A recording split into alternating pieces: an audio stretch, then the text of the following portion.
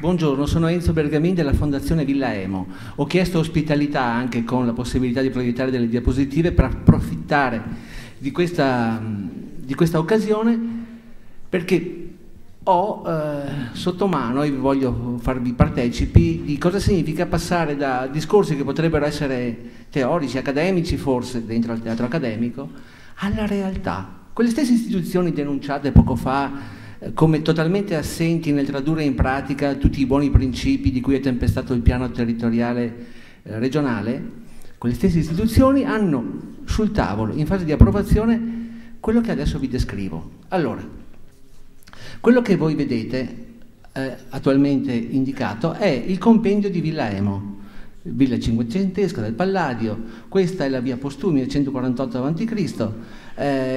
Il tratteggio verde corrisponde ai terreni che sono stati fortunatamente vincolati dalla sovrintendenza come naturale contenitore e elemento che giustifica la presenza della villa. Ci spostiamo leggermente verso nord-est. Compare questa piccola tessera verde.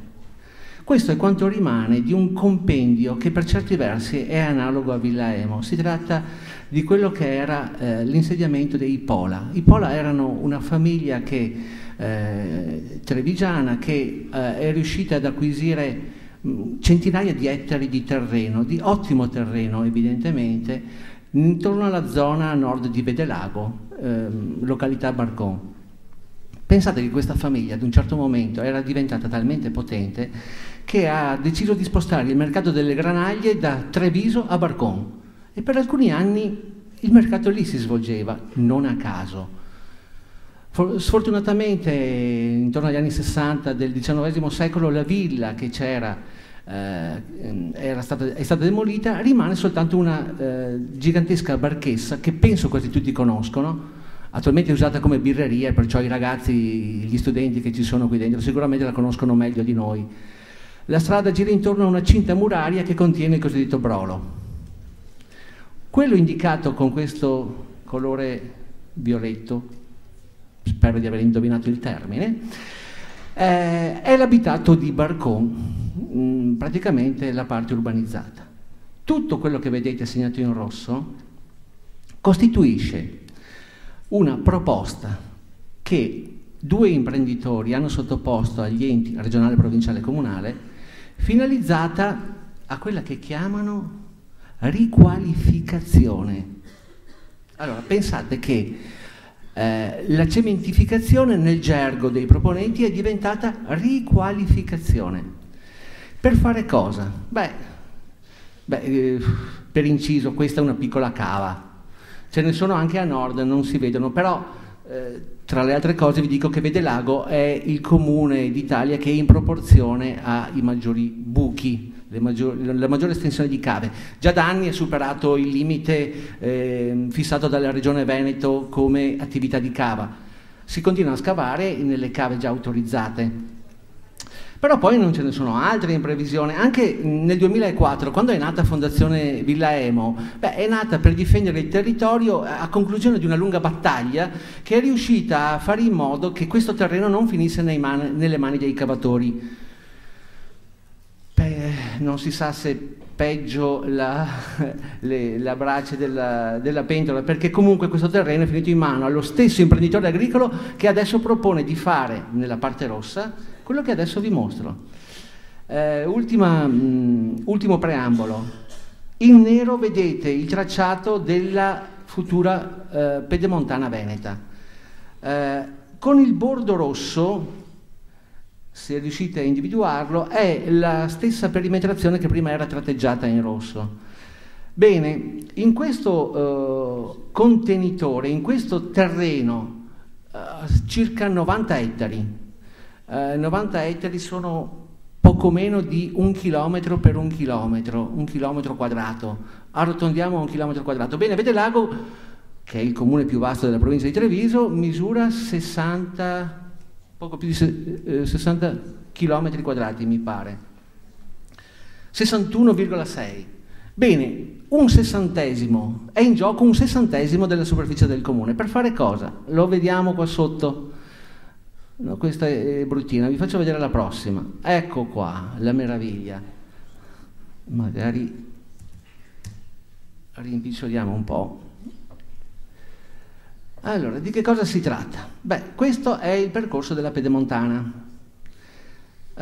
Sulla sinistra c'è l'abitato di Barcon, da queste parti. Non si vede, ma qui molto vicino c'è il brolo della Villa Pola. Questi terreni, dove è previsto questo bel popò di capannoni, erano i terreni coltivati dai Pola. Dal XVI secolo in poi sono arrivati praticamente intonsi, cioè inalterati fino ai giorni nostri, salvo poi perdere la connotazione dell'albero, della vite maritata al gelso, il sistema dei canali, dei fossi. Adesso monocultura. Questi terreni sono già tutti in proprietà di uno dei soggetti che si fa proponente di questa bella riqualificazione. Bene, detto del tracciato della Pedemontana, qui potete vedere un raccordo, un'uscita. Non è prevista nel progetto. La sua eventuale realizzazione fa parte della proposta di questi, tra virgolette, benefattori. Dico questo perché le amministrazioni proposte alla decisione tendono a evidenziare gli aspetti positivi, il ritorno positivo, lo sviluppo, la creazione di posti di lavoro. Cosa vorrebbero fare? Bene, in questa zona, verso ovest, quella più vicina al centro abitato, un bel macello, forse tra i più grandi d'Europa, però con un ciclo integrato, la raccolta delle acque di lavorazione, la loro depurazione, un cogestore che utilizzi tutti gli scarti di lavorazione per produrre energia, poi anche una bella fabbrica per produrre latte in polvere, ma anche un centro ricerca. Non so se alla facoltà di agraria di Padova ne sappiano qualcosa, però pare che qui debba esserci un bel centro di ricerca. Però visto che ci siamo, nella parte est, da quest'altra parte, un bel fabbricato con destinazione cartiera. Però la cartiera non si capisce cosa abbia a che fare con il macello, ma a parte questo, la cartiera ha un impatto pericoloso, cioè troppo alta. Forse se ne costruiamo un bel po' sottoterra, attutiamo un po' l'effetto sul panorama. Beh, magari potremmo scavare 12 metri? 2 milioni di metri cubi di ottima ghiaia. Alla fine potrebbe essere che il vero scopo di tutto questo ambaradan sia quello di scavare intanto. Poi non si sa, il rischio di impresa. Si sa mica se si potranno trovare e reperire 300 milioni di euro, l'equivalente dell'investimento previsto. I ritorni per la collettività, beh, il raccordo. Però, e a chi serve questo raccordo? Poi, terreni per 1 milione di euro per costruire un sistema di viabilità alternativa all'esistente. Tema già sottoposto all'attenzione della provincia di Treviso, che in prima battuta bisogna rendere onore a chi... un anno e mezzo fa, perciò la precedente amministrazione ha sollevato alcune problematiche. Primo, non si risolve il problema della viabilità, ma lo si sposta soltanto a monte e a valle. Secondo, la perequazione è insufficiente perché il solo valore del casello e le strade e l'area da mettere a disposizione ammontano a circa 12 milioni di euro, ammesso che il casello serva anche ad altri. E da ultimo, assoluto contrasto col piano provinciale. Lì proprio là, sfortuna vuole che sia stato individuato un corridoio ecologico.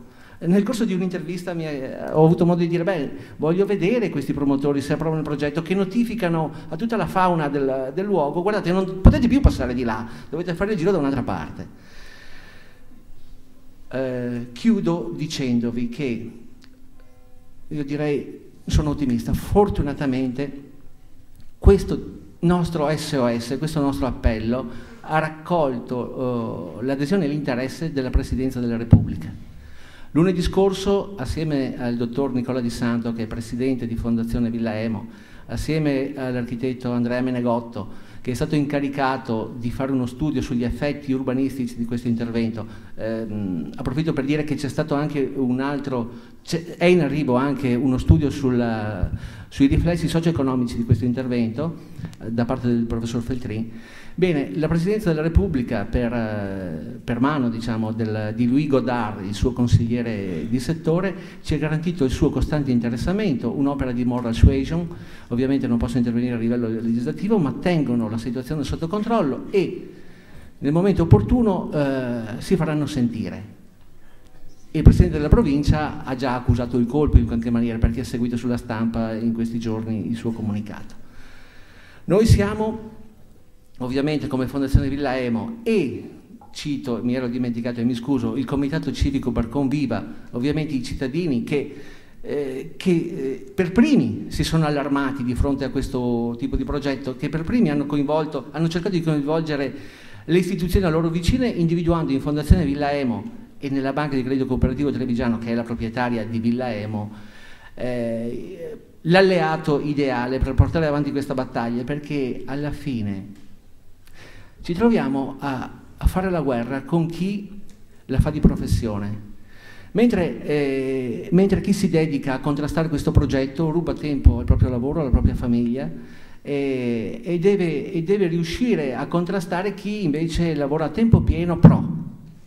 E allora contrastarli significa fare anche dei sacrifici da tutti i punti di vista, ma significa soprattutto cercare di coinvolgere tutti, soprattutto i ragazzi che ci sono qui in questo momento, perché se c'è una battaglia che ha un senso è quella per loro, perché in questo territorio ben altro potrebbe essere lo sviluppo. Io ho detto in un'intervista, speriamo che tutto rimanga così com'è fin tanto che non impareremo, non serve mica andare tanto lontano, dai francesi. Il distretto dei Castelli della Loira ha prodotto 280.000 posti di lavoro. Quanti ne potremmo creare nel sistema di 5.000 ville venete, con il territorio che abbiamo e con la cultura enogastronomica che il mondo ci invidia? Credo che i giovani farebbero più volentieri la guida turistica oppure, che so, al massimo che l'autista o il ristoratore, piuttosto che andare a lavorare dentro ad un macello. Questo è un SOS, ognuno per la sua parte, chiedo si attivi. Grazie. E scusate.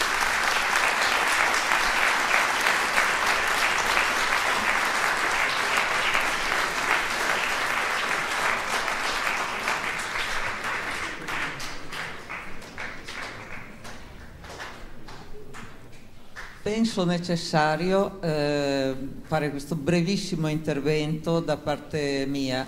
Faccio parte del gruppo promotore di questa giornata e sono la referente al momento per il forum Salviamo il Paesaggio, in quanto non si è ancora costituito un comitato in Castelfranco, ma la nostra intenzione, nella linea dell'intervento precedente, è proprio quella di poter costituire un comitato d'area.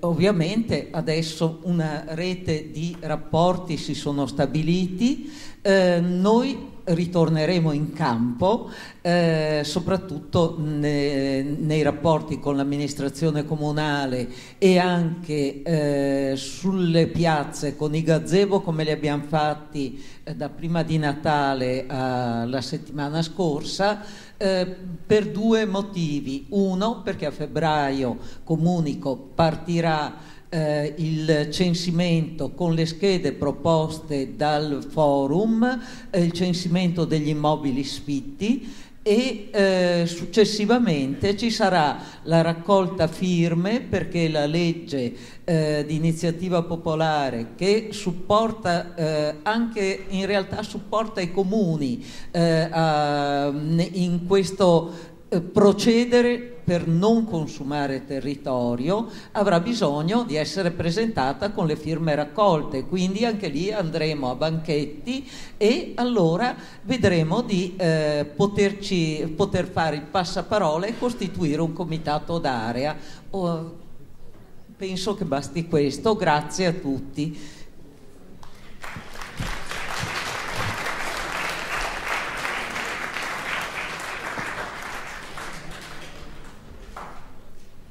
Buongiorno, sono Elvio Gatto, sono un rappresentante dei comitati Viabilità Sostenibile contro la superstrada pedemontana veneta.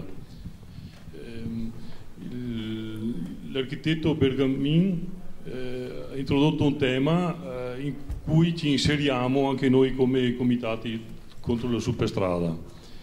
Ha parlato di un casello, ha parlato di un'area agroindustriale che si metterebbe a cavallo della superstrada. Diciamo che lui ha parlato di un 16° del problema, perché ci sono 16 caselli previsti e altrettante, per quel che ci riguarda, possono essere le aree agroindustriali o qualcosa, o qualche macello simile, sotto tutti i punti di vista macello ovviamente. Voglio ricordare che è previsto lungo il tratto dell'autostrada per ogni casello un raggio di 2 chilometri a disposizione della regione, in deroga ai piani regolatori e a tutti gli altri vincoli paesaggistici che la regione eventualmente avesse messo in opera anche in precedenza. Quindi praticamente chi volesse usufruire di queste aree, ogni casello 2 chilometri di raggio, ripeto, dovrà fare richiesta alla giunta regionale, cioè praticamente a Zaia in persona, il quale a sua discrezione darà l'assenso perché si faccia questo o quello. Teniamo conto che la superstrada è prevista in 94 km di lunghezza e 16 caselli, quindi grosso modo 6-7 km uno dall'altro in media. Immaginate quindi 2 km di lato da una parte e 2 km dall'altra per ogni casello, sono 4 km, ossia una fascia continua praticamente di 94 km, larga 4 km, in cui si farebbero 16 barcon, questioni barcon.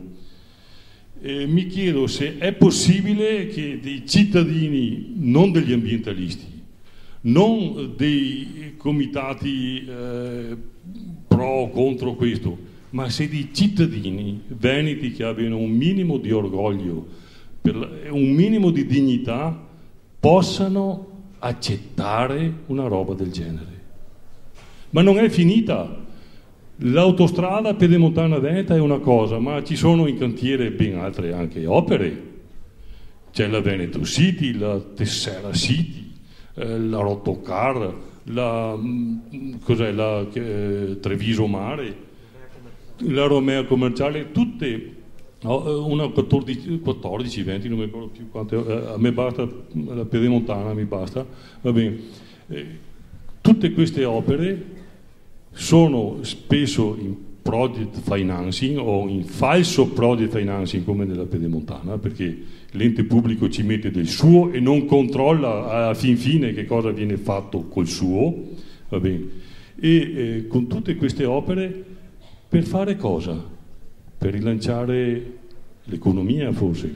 Ma io ho sentito recentemente una persona che è stata nominata stamattina, che si intende di economia, dice come un buon bancario, usando questo termine, sono interventi a saldo zero, cioè si creano delle opere nel territorio con distruzione del territorio irreversibile, con spostamento di attività da una parte all'altra, non creazione di attività. Spostamento di attività, cioè si chiude da una parte e ci si trasferisce dall'altra, cioè per esempio nella fattispecie della fascia dell'autostrada pedemontana. Quindi alla fin fine, se avremo imprese grosse, forse queste delocalizzano all'estero, se avremo imprese piccole, forse rimangono qua, solo che si sono trasferite. Quindi con creazione di distruzione irreversibile del territorio, dal punto di vista agricolo, dal punto di vista ambientale, dal punto di vista paesaggistico e con produzione probabile di disoccupati, anche qualora fossero mantenute le idee iniziali di creare occupazione. Per esempio, sarà vero che ci saranno tutti questi addetti al macello o saranno meno? Beh, Dopo sarà fatta la cartiera, lo dico per qualcuno, ma questo è moltiplicato 16. Sarà vero questo, perché quando si tratta di suscitare la voglia di creare, di fare, si tende a essere generosi nel proporre, nel promettere posti di lavoro. Alla fine gli ostacoli strada facendo diventano magari imprevisti o falsamente imprevisti, e quindi a volte si ottiene solo un vantaggio finanziario da parte dei proponenti e non già un bene per tutta la comunità. Vorrei continuare sotto tanti punti di vista per la Pedemontana, ma vi risparmio. Grazie. Sentite, per rispettare i tempi che ci siamo prefissati, io passerei ai 3 relatori la parola perché rispondano a turno alle loro domande, alle domande che avete fatto. Allora, non lo vedo più.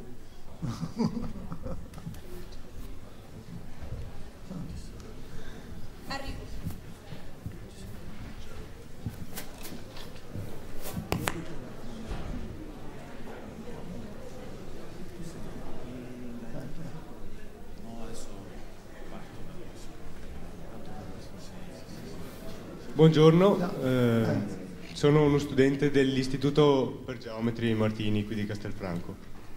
Volevo chiedere, alla luce di tutte delle problematiche che ci sono state illustrate oggi, come dovrebbe cambiare la figura del tecnico, quale architetto, geometra, ingegnere, alla luce proprio delle considerazioni che abbiamo fatto? Rispondo io. Grazie. Ma dunque, una risposta veloce a quello che mi veniva chiesto prima e poi una considerazione stimolata dall'ultimo intervento anche, soprattutto perché mi veniva chiesto se ci sono altri comuni che stanno facendo la nostra stessa scelta nel Parco del Ticino e come viene vissuta la nostra esperienza. Viene vissuta molto male dagli altri comuni, perché dimostrare che si può fare in un altro modo è un po' mettere l'altra politica di fronte alle proprie responsabilità, di fronte ai cittadini. Sempre più spesso ci sono cittadini di comuni limitrofi a Cassinetta di Lugagnano, anche di città più importanti, che vanno dai loro sindaci a chiedere: ma perché non facciamo come a Cassinetta di Lugagnano? E questo evidentemente mi pone nella condizione di essere molto antipatico ai miei colleghi sindaci. Però va bene, non mi interessa, perché non è questo un problema. Ci sono altri comuni però che stanno facendo la nostra stessa scelta in tutta Italia. Sono piccole realtà come il comune di Solza in provincia di Bergamo, piuttosto che il comune di Corbetta, che è vicino a Cassinetta di Lugagnano, e ci sono anche realtà più importanti, più grandi, come la provincia di Torino, che ha adottato un PTCP che prevede di non consumare suolo agricolo. Ci sono state diverse vertenze tra la provincia e anche grandi centri commerciali che volevano essere impiantati in terreno agricolo e ai quali è stato detto di no. Ci sono poi anche intere realtà amministrative associative. L'Associazione dei Comuni Virtuosi ha tra le proprie linee guida, per poter aderire alla nostra associazione, dire stop al consumo di territorio. Sono piccole, che purtroppo appaiono come delle eccezioni rispetto alla regola. Il problema è che in Italia, lo dicevamo anche un po' prima, è l'Italia che è l'eccezione rispetto alla regola europea, no? Ci sono in altri paesi d'Europa, in Francia, l'Île-de-France ha scritto sui propri documenti di programmazione e di pianificazione territoriale la parola perennizzare i suoli agricoli. No. In Germania, si diceva prima, ci si pone l'obiettivo di contenere, e quindi noi sembriamo delle eccezioni rispetto al resto d'Italia. In realtà forse è il resto d'Italia che è un'eccezione rispetto a quella che è la tendenza in atto in altri paesi avanzati d'Europa. L'ultimo intervento però mi sollecita e mi solletica un po', perché visto che siamo in Veneto, dove si fa un gran parlare di identità, no? Identità padana, padroni a casa nostra, giù le mani dalla nostra terra, poi sentire della pedemontana di 16 caselli, di un'area che alla fine sarà 4 km per 94 km di scempio ambientale. Io vorrei capire dove sta l'identità là, no? Dov'è? Non c'è un po' di... dove sta il padrone a casa nostra? Chi decide qua? Decidono i cittadini veneti? Decide chi...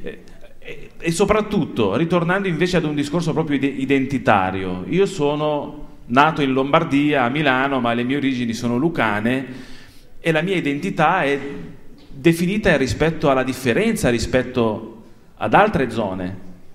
Quello che c'è a Cassinetta di Lugagnano non c'è in Veneto e viceversa.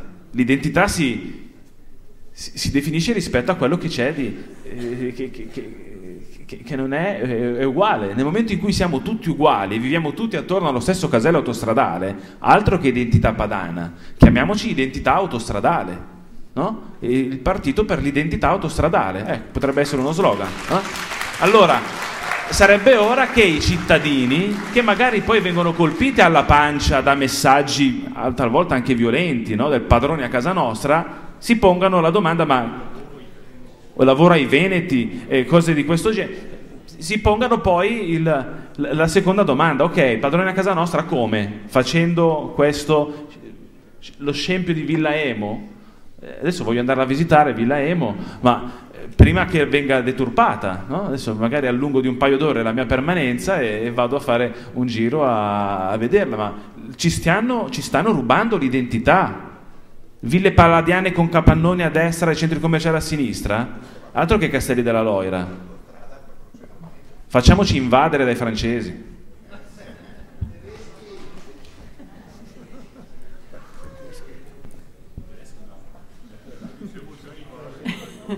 Allora, io rispondo volentieri a quella domanda sull'inquinamento perché mi dà l'occasione proprio per, come posso dire, rovesciare come il discorso, no? È verissimo che l'agricoltura praticata in zone densamente urbanizzate ha un problema di inquinamento. Poi la pianura padana, voi sapete, è come un catino, proprio si fermano tutti gli inquinamenti aerei immaginabili.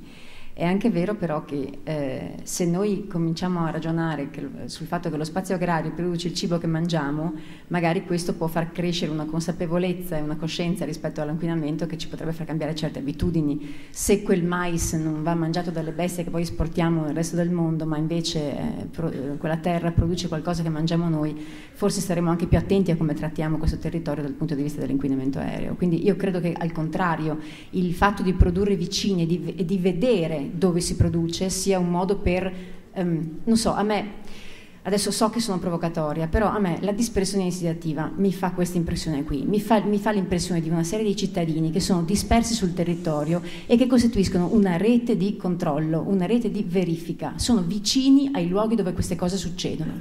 Perché se questo progetto che abbiamo appena visto e che non conoscevo, devo dire, si fosse per esempio ipotizzato nel mezzo del Polesine, quanti cittadini sarebbero stati coinvolti? Pochissimi. È il fatto che vediamo dispersi che ci fa percepire le cose che succedono. Non è da sottovalutare questa cosa. La metropoli dispersa vuol dire anche veramente la possibilità che i cittadini, se sono ovviamente sensibili alle questioni, costituiscano una rete straordinaria di rilevamento. Allora, per quello dico, ecco i cittadini che bisogna parlare, è fondamentale. Faccio una seconda considerazione sempre su questo progetto nei pressi di Barcon che mi ha molto colpito, anche perché proprio l'altro giorno, siamo stati mercoledì, abbiamo accompagnato uno studioso danese a visitare Villa Emo, tra le tante cose che gli abbiamo fatto vedere, e siamo passati anche per Barcon, quindi mi sono particolarmente colpita. E poi sono colpita dal fatto che il tema di questo intervento è appunto legato alle cose che studio. E la considerazione che faccio è una considerazione, se volete, marginale, ma però di carattere generale. Credo, vi ricordate, ho fatto riferimento alla grana di questo territorio all'inizio della relazione. Questo è un territorio fatto di piccole cose, così come sono, come posso dire, di tessuti fatti di trame sottili, di piccoli oggetti, di una grana fine. Alcuni studiosi della mia università l'hanno detto proprio così, una grana fine. Ora, se noi su questa grana fine appoggiamo in maniera violenta degli oggetti grossi, smagliamo la trama. Qui sono le dimensioni che ci devono far riflettere, è proprio una questione di scala, cioè proprio di salto di scala tra un territorio che chiede, che ha certe caratteristiche, e dei progetti che ragionano su un altro pianeta, senza aver veramente essersi confrontati con la grana reale di questo territorio. Questa è un po' la considerazione che mi viene spontanea guardando questo progetto.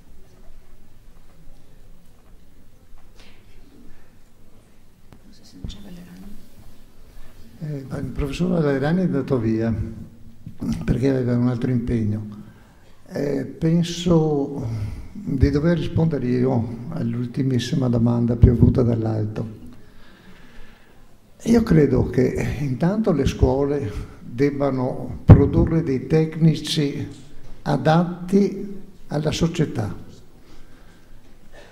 Significa che le scuole, per esempio, dovranno insegnare ad architetti, ingegneri e geometri come si riqualifica il patrimonio edilizio esistente, non lasciando che siano i professionisti ad inventarsi, ad imparare delle cose che nessuno gli ha mai insegnato. E inoltre ritengo che, in fin dei conti, anche un tecnico deve essere un cittadino e quindi deve fare delle scelte. Deve a volte anche schierarsi con chiarezza, non essere sempre disponibile a fare qualsiasi cosa gli viene chiesto, gli viene ordinato dal sindaco, dalla giunta comunale o dal padrone di turno. Un po' di dignità anche i tecnici possono decidere di averla.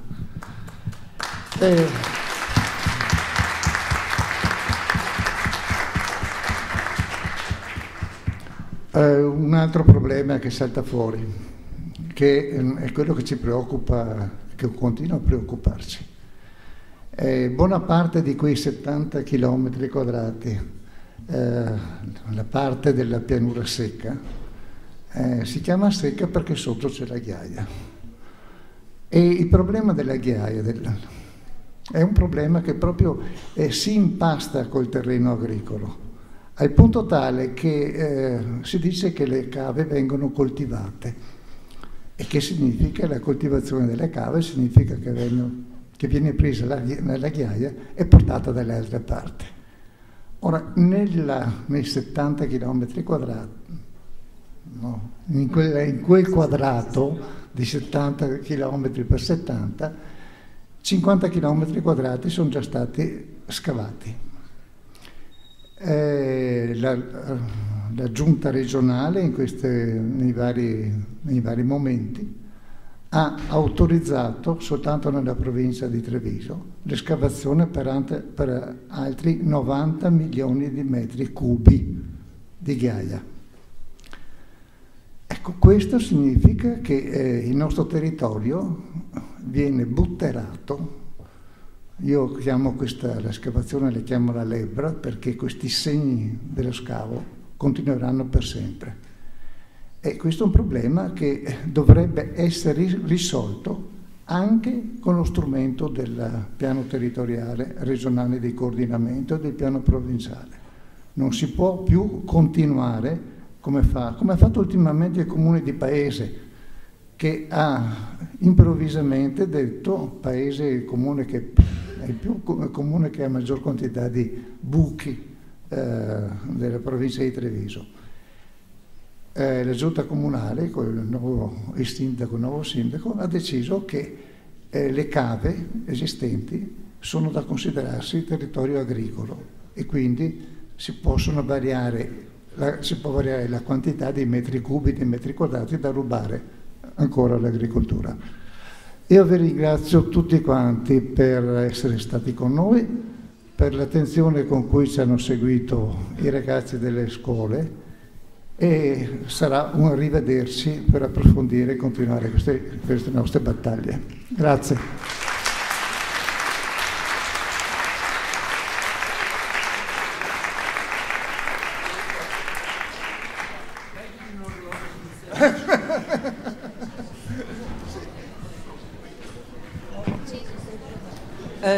Una comunicazione molto rapida è questa: per cortesia andate sul sito www.salviamoilpaesaggio.it, c'è la possibilità di iscriversi non solo come associazioni nazionali o come comitati locali, individualmente. Sarebbe interessante, e comunque visitate il sito perché c'è la vita di questi rapporti che si sviluppa.